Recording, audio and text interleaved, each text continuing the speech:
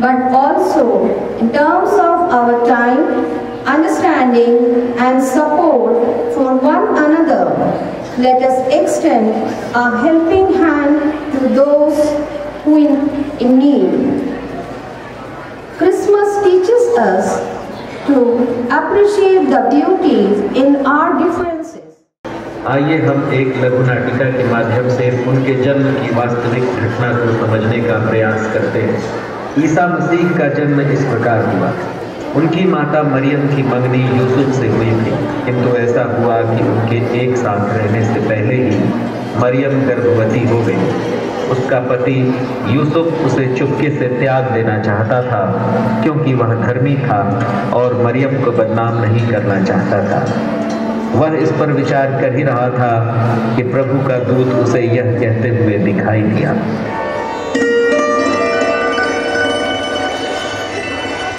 यूसुफ दाऊद की संतान अपनी पत्नी मरियम को अपने यहाँ लाने से नहीं डरे, क्योंकि उनका जो गर्भ है वह पवित्र आत्मा से है। वे एक पुत्र प्रसव करेंगी और आप उसका नाम ईसा रखेंगे, क्योंकि वह अपने लोगों को पापों से मुक्त करेगा।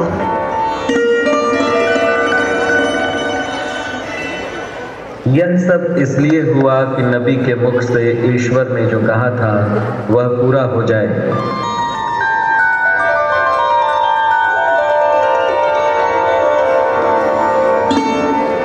देखो, एक कुंवारी गर्भवती होगी और पुत्र प्रसव करेगी और उसका नाम इमानुएल रखा जाएगा, जिसका अर्थ है ईश्वर हमारे साथ है।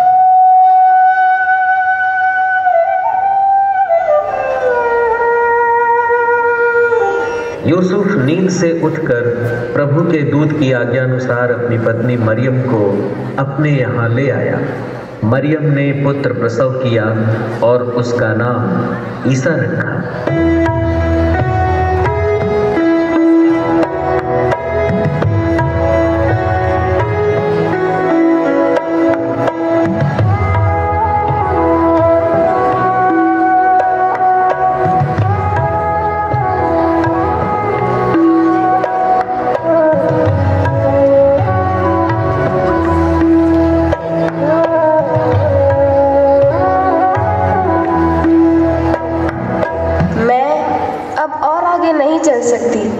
मेरा समय पूरा हो चुका है। हम यही किसी सराय में ही रुक जाते हैं।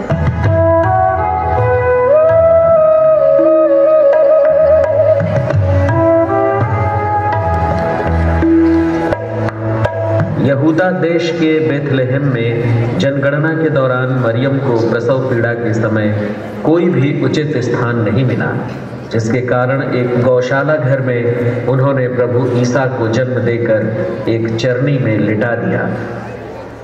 इसके बाद पूर्व दिशा से 3 ज्योतिषी गण यरूशलेम आए और बोले,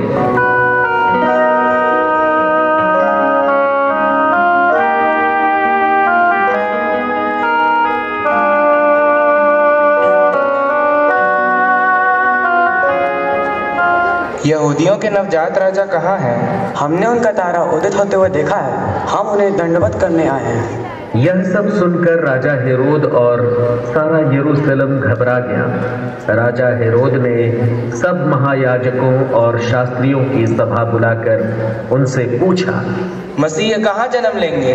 यहूदिया के बेथलेहम में, क्योंकि नबी ने इसके विषय में यह लिखा है, यूदा की भूमि, तू यूदा के प्रमुख नगरों में किसी से कम नहीं है, क्योंकि तुझ में एक नेता उत्पन्न होगा जो मेरी प्रजा इस्राएल का चरवाहा बनेगा। राजा हेरोद ने चुपके से ज्योतिषियों को बुलाकर उनसे कहा, ठीक है, पता करो और मुझे भी बताओ, ताकि मैं खुद जाकर उन्हें दंडवत कर सकूं।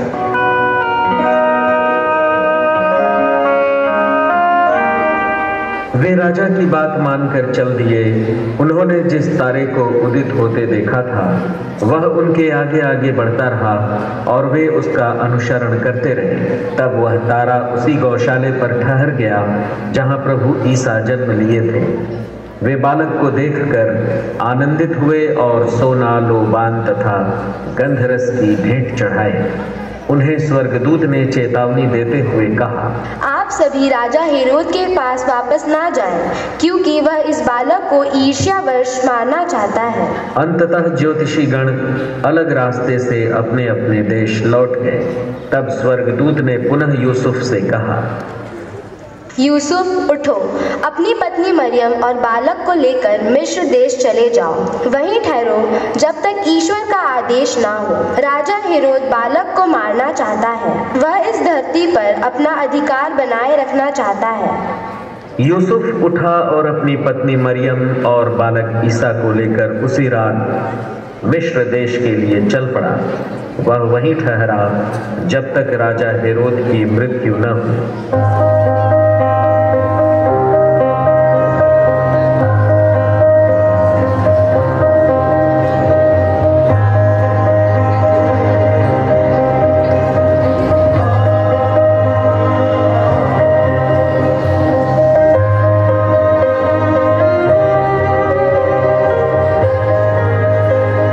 प्यारे साथी, प्रभु ईसा मसीह इस पृथ्वी पर मानव का रूप धारण करके आए ताकि दुनिया में बढ़ते जा रहे पाप से मानव जाति बच जाए, एकता और भाईचारे में सभी जीवन व्यतीत कर सकें तथा एक व्यक्ति दूसरे की खुशी में अपनी खुशी देख सके। ईसा मसीह इसलिए इस पृथ्वी पर आए ताकि समाज, संपूर्ण कलीसिया एवं सारी मानव जाति का कल्याण हो सके, प्रत्येक जीव जंतुओं का कल्याण हो सके। लेकिन हमारे बुरे सोच विचार और बुरे कर्मों के द्वारा हम आज स्वार्थी बन गए हैं। हमारा समाज, देश और सारी दुनिया अपने स्वार्थ की पूर्ति करने में जुटा हुआ है।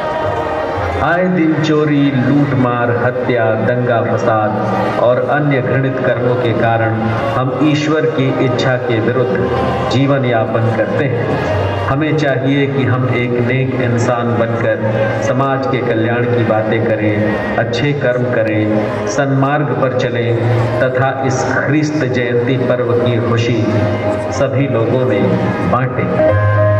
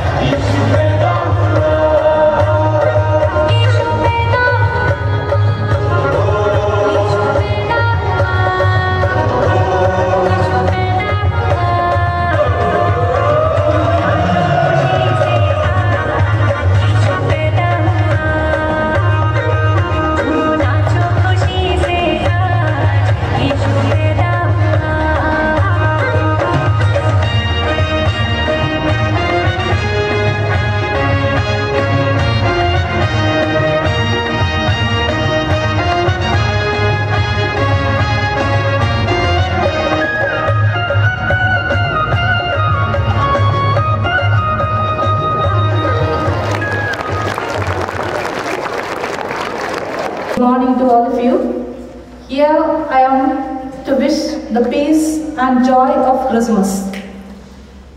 It has been the tradition of Holy Cross School to celebrate the festival of all major religions of the country.